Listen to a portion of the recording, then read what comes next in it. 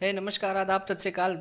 मैं Prince GPM classes में आपका स्वागत कर रहा हूँ। तो आज सभी विद्यार्थियों के लिए बहुत बड़ी खुशखबरी है। देखिए, ना कोई अखबार, ये डायरेक्ट जो है यूपी ट्रिपल एस सी ने अपने आयोग से एक आज यानी आप दिनांक देख रहे हो कि 20 फरवरी जो है, यानी मैं जब आपको वीडियो मिलेगा इसके मात्र आधा घंटा पहले, आधा एक घंटा पहले ये सरकार ने जो है नोटिफिकेशन जारी किया है। आप देख सकते हैं और यहाँ पे सचिव आशुतोष मोहन अग्निहोत्री का सिग्नेचर भी है।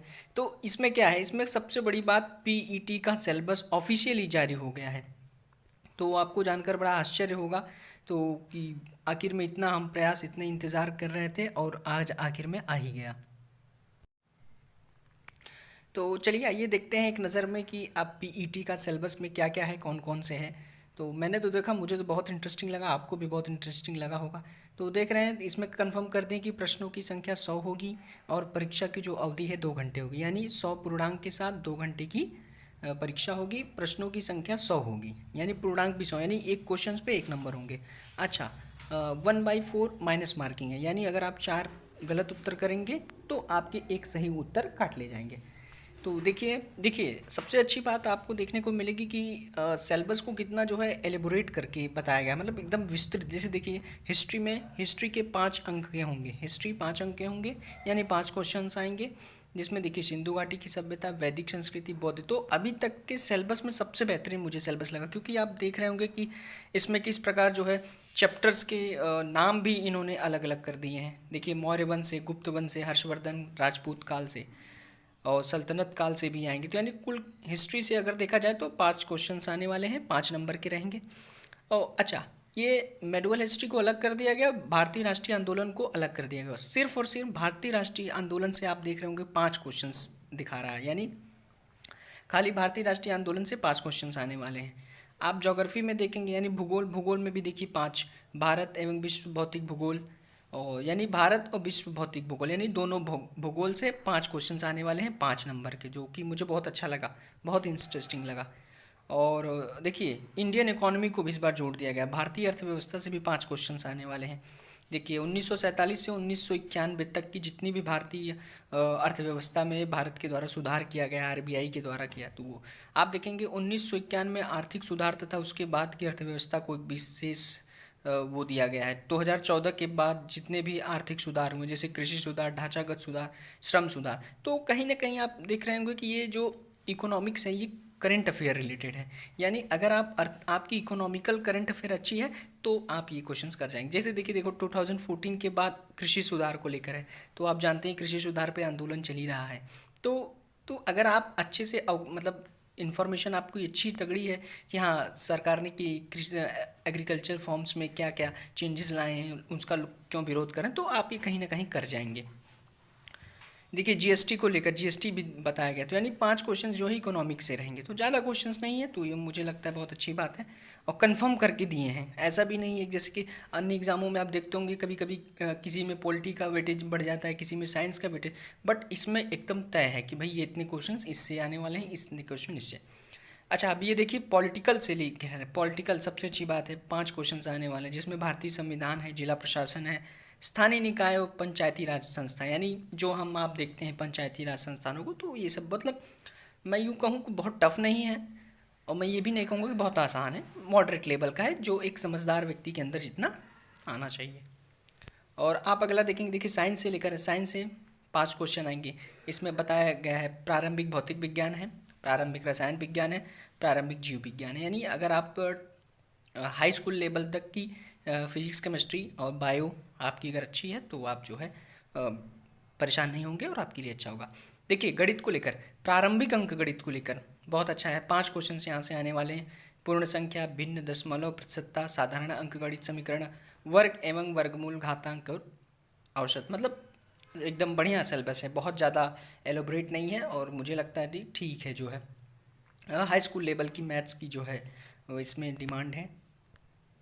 तो हिंदी में अगर देखें तो देखिए, हिंदी का भी सिलेबस एकदम क्लियर बताया गया है, संधि, विलोम, पर्यायवाची, वाक्यांश, यही सब है, मुहावरे, लोकोक्तियाँ, लेखक और रचनाएं, यानी जो हम हाई स्कूल लेवल पे देख रहे थे तो वहीं से आएगा। तो 5 क्वेश्चंस आएंगे, ये भी जो है कंफर्म है।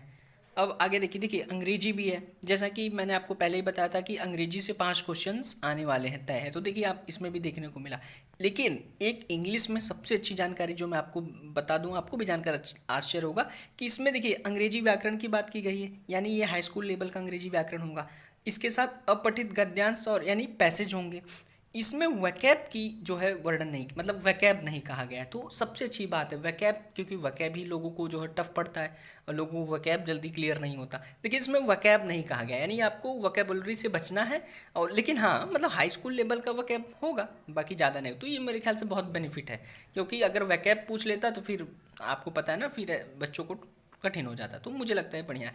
लॉजिक एंड रीजनिंग में देखेंगे तो लॉजिक एंड रीजनिंग में भी एकदम पूरा बता चुके हैं कि बृहत लघु क्रम रैंकिंग संबंध, ब्लड रिलेशंस, कैलेंडर घड़ी और कोडिंग डिकोडिंग, तो ये सब ये 5 क्वेश्चंस आएंगे, तो बहुत ज़्यादा नहीं है, मुझे लगता है सही है।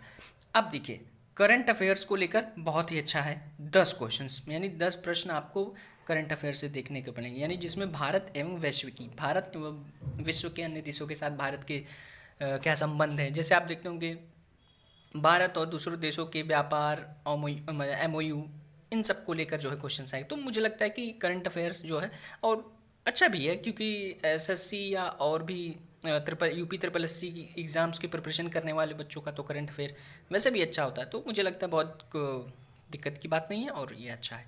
अच्छा, जनरल अवेयरेंस को लेकर देखेंगे आप, देखिए 10 का करंट अफेयर तो है ही है। 10 जनरल अवेयरनेस को लेकर, ये अवेयरनेस, ये स्टैटिक जीके। देखिए मैं पहले ही स्टैटिक जीके की बहुत सारी वीडियो जो है GPM क्लासेस पे अपलोड कर चुका हूँ, और मैं तब भी आपसे कहता था कि भैया देखिए कि स्टैटिक जीके का कितना इंपॉर्टेंस, तो ये अब आपको इंपॉर्टेंस देखने को मिल रहा होगा। देखिए पूरे पूरे 10 क्वेश्चंस आप देख रहे हैं। भारत के पड़ोसी देश, देश राजधानी, मुद्रा, राज्य, केंद्र शासित राज्य, देखिए संसद, राज्यसभा, लोकसभा, फिर इसके बाद इम्पोर्टेंट डेज, इंटरनेशनल डेज, इसके बाद विश्व संगठन व उनके जो है हेडक्वार्टर्स, भारतीय पर्यटन स्थल, तो ये सब पे देखिए मैंने एक वीडियो बना दिया है। हम इस पर बहुत सारे पुरस्कार, और इसके बाद भारतीय अनुसंधान संगठन, तो स्टैटिक जीके का महत्व देखे मैंने आपसे कहा था ना, तो ये मुझे भी जानकर बहुत आश्चर्य हुआ कि देखिए हमारा जो एक्सपेक्टेशन था वो सही हुआ। तो स्टैटिक जीके का तो बहुत दमखम रहेगा, यानी अगर सीधी सी बात कहूँ, आप जितने ज़्यादा रट्टू रहेंगे आपका सिलेक्शन उतना अच्छा है आगे, तो आपको यहाँ थोड़ा रखना पड़ेगा। और अगर आपको देखें तो देखिए ये अपठित हिंदी गद्यांश और विवेचन एवं विश्लेषण है। ये क्या है, ये पैसेज रहेंगे, ठीक है, ये पैसेज रहेंगे, उसकी विवेचन और विश्लेषणात्मक, मतलब इसमें तर्क की, रीजनिंग एबिलिटी आपकी चेक होगी। तो ये भी बहुत कठिन नहीं होंगे, 10 नंबर के ये भी होंगे। इस पर भी हम आपको जो है एक और विस्तृत वीडियो लाएंगे, प्रैक्टिस सेट आपको हम इस पर कराएंगे, जो अपठित हिंदी। और अच्छा, इसमें देखिए प्रत्येक पर 5 प्रश्न होंगे, ठीक है, यानी मुझे लगता है कि 2 अपठित गद्यांश मिलेगा, हाँ, और 5-5 होंगे। तो ये बहुत वो नहीं है, जो अनसीन पैसेज नहीं होता जैसे इंग्लिश में, तो मुझे भी लगता है सेम उसी तरह होने वाला है। तो मुझे नहीं लगता कि इसमें ज़्यादा दिक्कत होगी और ये अच्छा ही होगा। देखिए आगे है ग्राफ की व्याख्या एवं विश्लेषक को कहा गया है। अब देखिए इसको लेकर लोगों को में कन्फ्यूजन है कि वो ग्राफ मैथ वाला होगा, कैसा होगा। हालांकि जो भी होगा वो अच्छा होगा, तो ये मैथ को ही लेकर होना चाहिए, क्योंकि आप देखते होंगे ग्राफ, डायग्राम, बार वगैरह जो मैथ में क्वेश्चंस आते हैं, तो प्रत्येक पर 5 प्रश्न होंगे, यानी 2 ग्राफ आपको मिलेगा, 5-5 क्वेश्चन होंगे और 10 नंबर के होंगे। और वहीं जो है नीचे देखिए तालिका की व्याख्या विश्लेषण, यानी इसमें भी जो है आपको तालिकाएं मिलेंगे, तो उसमें भी जो है 2 तालिकाएं देंगे और 5-5 प्रश्न देंगे, तो इसमें कोई दिक्कत की बात नहीं। तो अच्छा, ये नीचे देखिए शर्त क्या है, इसमें क्रमांक 1 से 9 पर, यानी जो भी हिस्ट्री ज्योग्राफी था वो NCERT लेवल का होगा। NCERT यानी हाई स्कूल तक NCERT लेवल का होगा। परीक्षा का प्रकार देखिए वस्तुनिष्ठ प्रकृति का, वह प्रश्न पत्र बहुविकल्पी प्रश्नों पर आधारित होगा, ठीक, यानी MCQ होंगे, जो कि लगता है मुझे आपके लिए अच्छा है। और प्रत्येक गलत पर 1/4, जैसा कि हम आपको पहले ही बता चुके थे कि यह सिलेबस हो सकता है, तो 1/4 जो है अंक, यानी 4 गलत करने पे आपका एक जो है एक सही का नंबर कटेगा। तो मुझे नहीं लगता है बहुत ज़्यादा, क्योंकि देखिए 1/3 होता तो उसमें ज़्यादा प्रॉब्लम होती, 1/4 में जो है उतना माइनस मार्किंग नहीं है, तो बढ़िया है, मुझे लगता है अच्छा है। ये आप देख रहे हैं कि सचिव शीतला प्रसाद का वो है।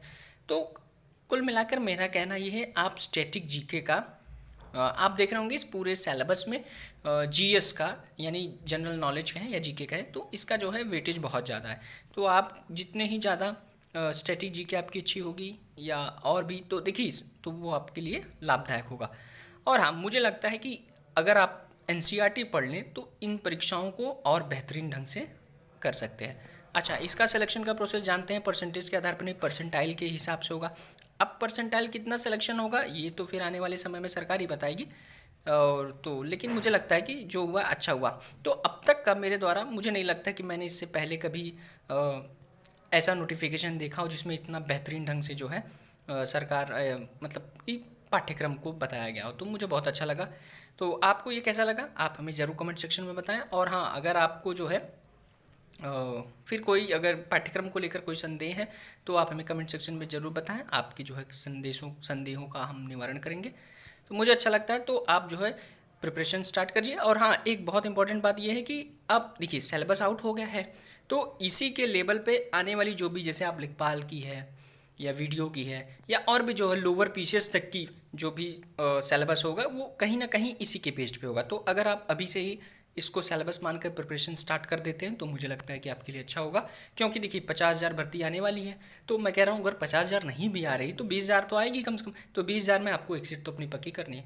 तो मुझे लगता है 2021 आपके लिए बहुत अच्छा होने वाला है। तो आप अभी से ही लग जाइए इसको सिलेबस मानकर, और सिलेबस बहुत बेहतरीन है।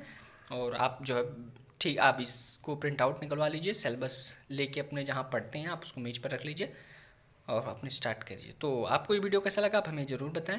और अगर आप अभी तक आपने जीपीएम क्लासेस को सब्सक्राइब नहीं किया तो आप जल्द से जल्द सब्सक्राइब कर लें, क्योंकि इन्हीं को सिलेबस मानकर हम आने वाली आगामी वीडियोस को भी लेके आएंगे और जो मुझे लगता है कि कहीं ना कहीं आपकी सफलता में जो है सहायक सिद्ध होगा। तो आप हमसे जुड़े रहें, बने रहें। Thank you.